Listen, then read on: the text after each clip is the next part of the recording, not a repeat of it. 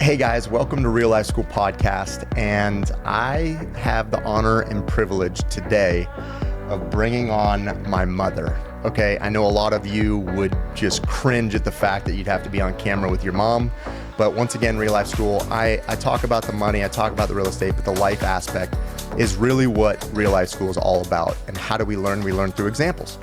And today we are going to dive into probably some uncomfortable stories, probably some cringeworthy events that most people wouldn't be proud to talk about. But the whole point of this thing called life is to be able to learn from other people that have came before you. And for today, we're going to tie in mom's story with two kids, rambunctious boys, through many different scenarios. And I know it wasn't easy or fun the entire time, Mama.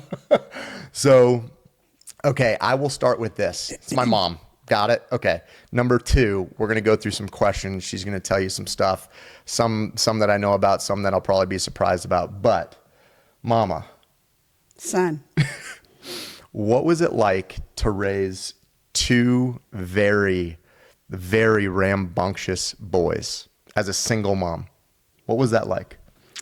Well, I think rambunctious is a polite word to be using at this time. It was nightmare material. Nightmare. Okay. Yeah. Well, I wasn't prepared for that, but No. okay, continue. And it wasn't because of being in the relationship with you and your brother. It was, juggling work, your school activities, when you got sick, not having any family around to rely upon, not really having people in a support group to help. Yep. I was on my own. Yeah. So I help a lot of vets, and my wife and I were in the military for a while, and we know what it's like to have kids and be moving around, not having the family there to support. So totally understand that. And now as an adult and as a father, I understand that. So single mom, family was in California, you were here. And from what I remember, it was tough. It was hard. There were also legal battles going on, as you'll recall. Yeah. And having to contend with that. Legal battles. What does that mean, Mom? Custody issues. Yeah. That I had to contend with. Claims that were made, in my opinion, to jockey for position. Yeah. By the way, I went through a custody battle for 14 years. Yeah, That's what she's very, referring very to. long. And it sucked. Okay. So for all of you thinking about divorce, separation, whatever it may be, let me tell you something. It definitely affects kids, period. Okay. By far. Yeah. So two rambunctious boys. Okay. Any particular years as a single mom to be aware of? Well, the older kids, male, female, get, the more they think they know everything. Oh, yeah.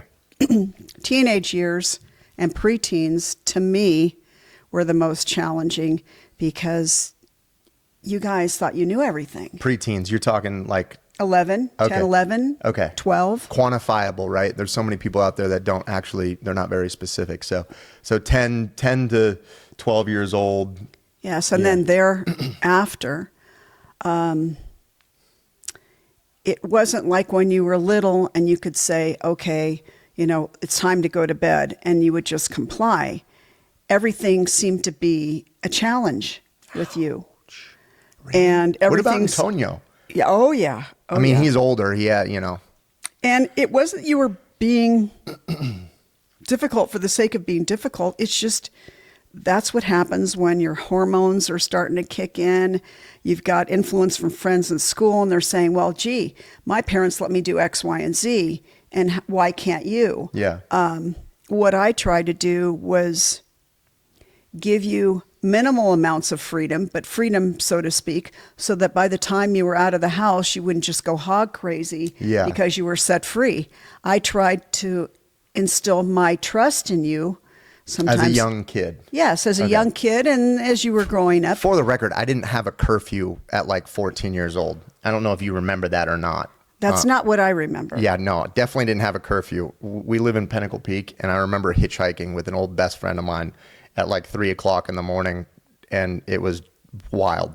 Well, that would not have been that would not have been something that I would have thought, you're Of on your course. own and just do your own Of course, thing. yeah. Going back and forth between houses, you were hanging with some pretty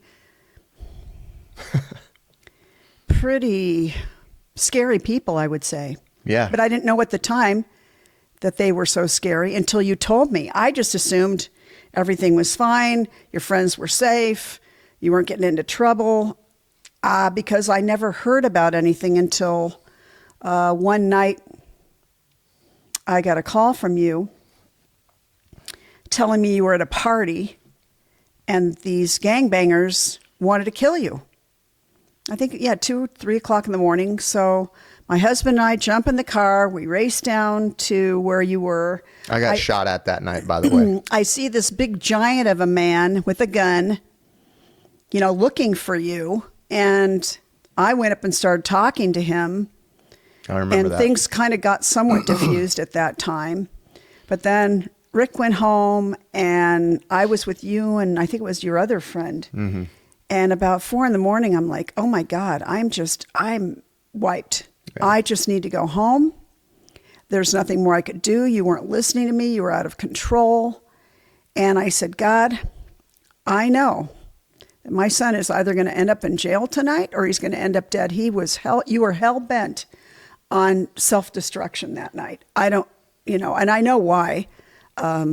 Well, sometimes, no matter what you say, they just ain't gonna get it, and it sounds like didn't get was that was me that night. You didn't get it. I And do you didn't remember want to get it. I remember that night. That was a very unique night. I wound up getting arrested that night. I don't really remember the evolution of it after sunrise, other than I got a call from jail the next morning, and believe it or not, as much as I was upset that you were in jail, I was grateful that you were in jail because that meant you weren't dead. I was alive. You were alive. Yeah, I remember that night. I was going to say any particular years to be aware of, and then was there any stories, like the worst story? Is that the worst story, you think, that one night? That's the worst one that I know of. For me.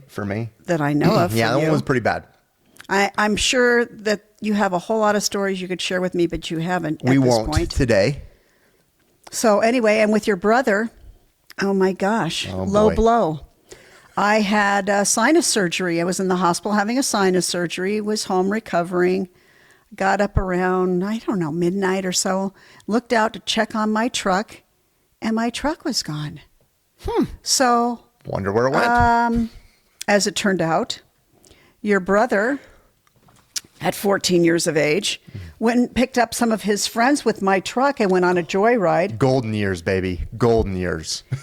And I actually called the police department and said, please don't chase them, because if you chase them, who knows what could happen? I mean, they could roll the vehicle, because it wasn't just kids in the truck. There were kids in the bed of the truck. Well, there's space. You don't want to waste space, right?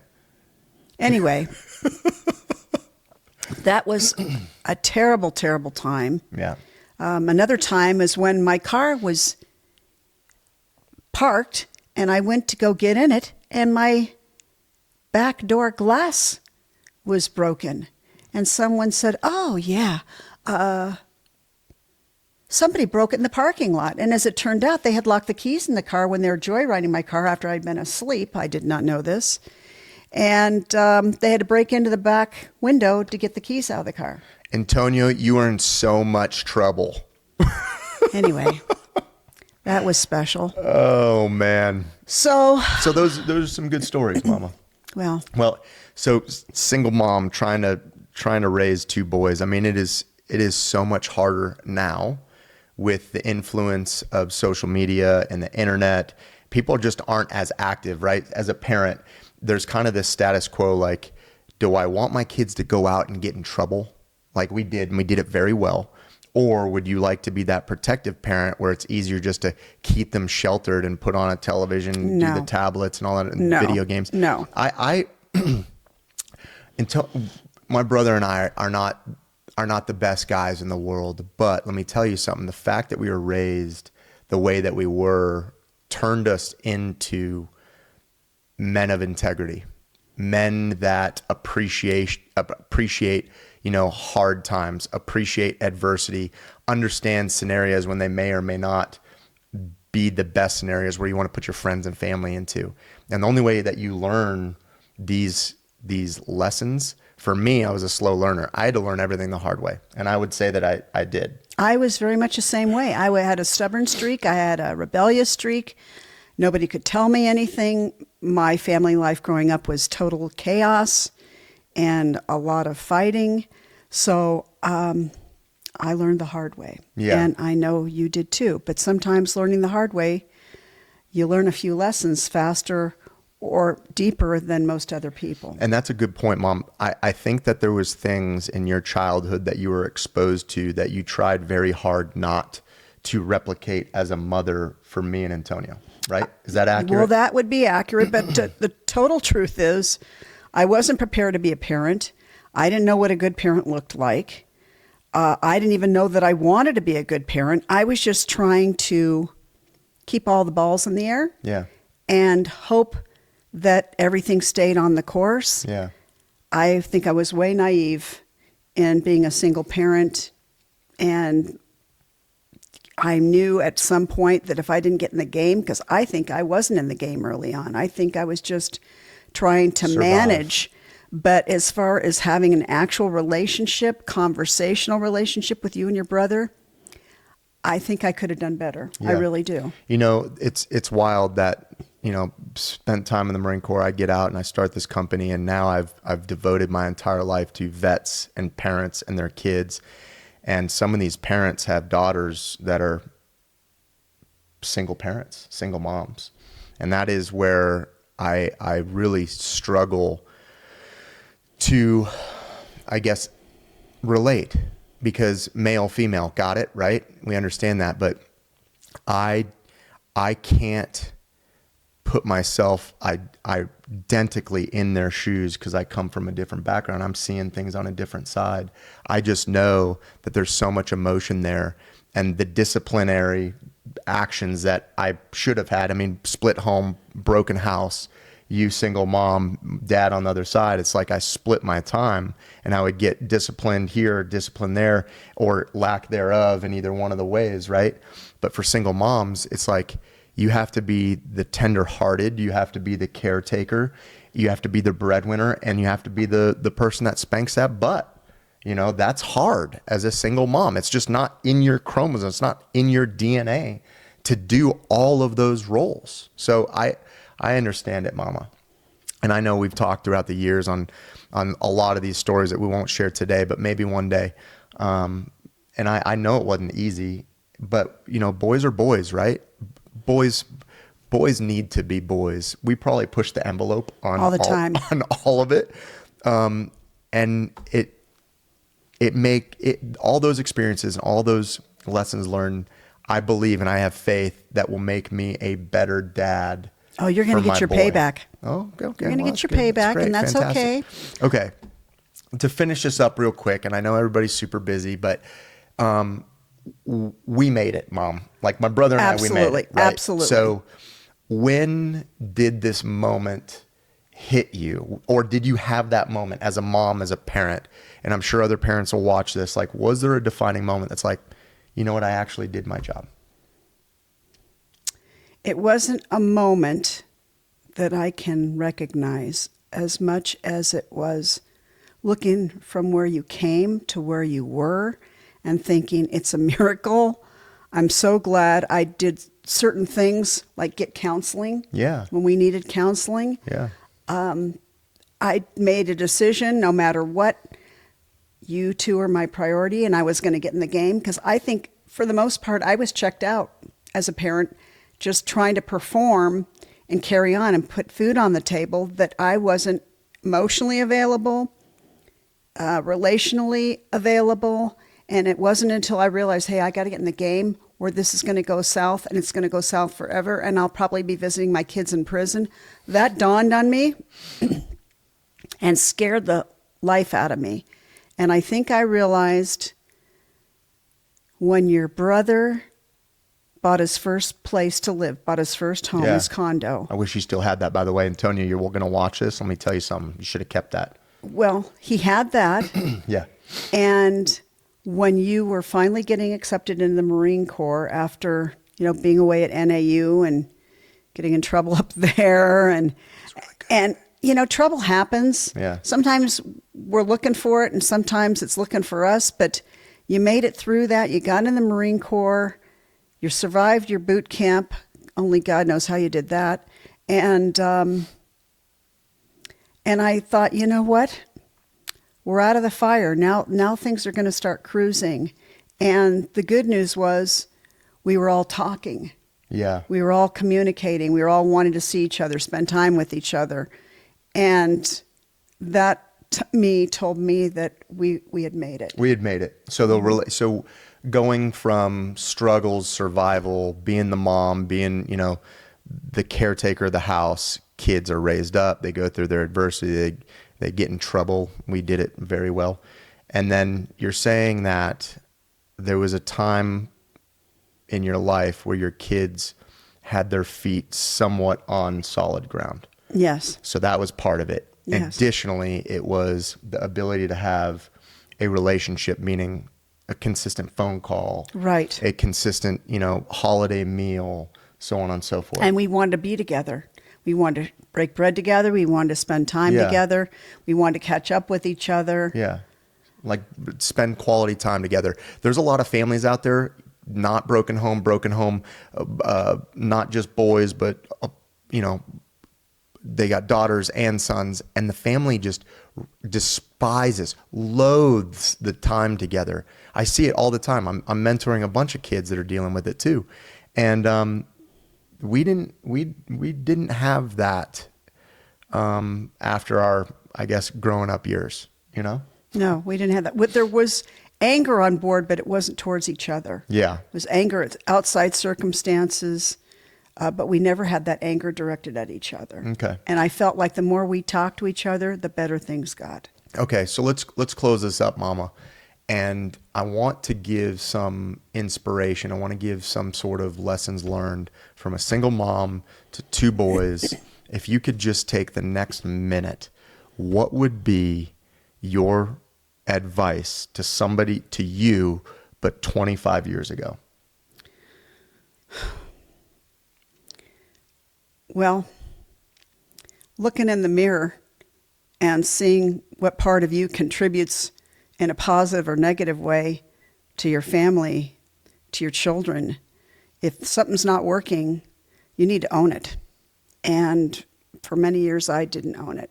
I didn't want to own it. I was afraid of owning it. Then that meant that there was something wrong with me. I just was in an avoidance mode. And the moment I realized I've got some issues and my issues are transferring on to my kids, and even if it means saying I'm sorry to my kids, I don't think there's anything wrong with saying you're sorry to your children. No. They already know it. They already know something's not right. Yeah. And the moment you come clean and own something and are sincere and apologetic and make an effort to do something differently, it goes a long way in a positive way. That and word, I just, humility. Yeah, I wish I had done it years before, but Yeah. I just didn't have the information. I didn't know that I was part of the problem. Yeah, I didn't want to know. There's a lot of people out there, parents, let me tell you, you're not perfect. Your kids aren't perfect. You guys are just trying to figure it out. And raising kids, and I got two. I got an almost 4-year-old and almost 2-year-old. There was no manual. There was no checklist that says, this is how you raise a rambunctious girl. This is how you raise a rambunctious boy. We learn through trial and error. We learn through example. So, yeah, and Tony and I were rambunctious. Yeah, we stole cars. Yeah, we got in fights. Yeah, we got lots of trouble. More for another day. But the thing is that you had your own issues as a parent, which we, Antonio and I, didn't see as a kid. But you took the steps, going to get counseling, growing, and then, when you're trying to figure things out and you make a mistake, it's okay to tell your kids, "Hey, I'm sorry. I kind of dorked that one up." Your kids will understand that it's okay that you're not perfect, right? And then when they fail, you just use it as a teaching moment to say, "Hey, it didn't work that time. Let's try it a different way." I would agree. Right? Mm-hmm. All right. Well, Mama, I love you. I love you too, son. I'm glad that I got to get you on the podcast here for 10, 15 minutes. And The hot seat. yeah, the hot seat. You weren't prepared for this, were you, Mom? Not really. Hey, all of you out there, I hope that you learned something. And being a single parent, or even a parent that's madly in love, you guys all deal with your own struggles with kids. And I hope that you could at least have one takeaway from this podcast. Like it, follow it, subscribe to it. And if you need help, you can contact me at reallifeschool.com or through social media. My job is to make this place better than it was given to me. I understand that we're not able to do it alone, and I want to be able to help you. I want to share my life lessons with you so you guys don't make the same mistakes either as a parent or as a kid. So I look forward to seeing you guys soon, and take care. Bye. Bye.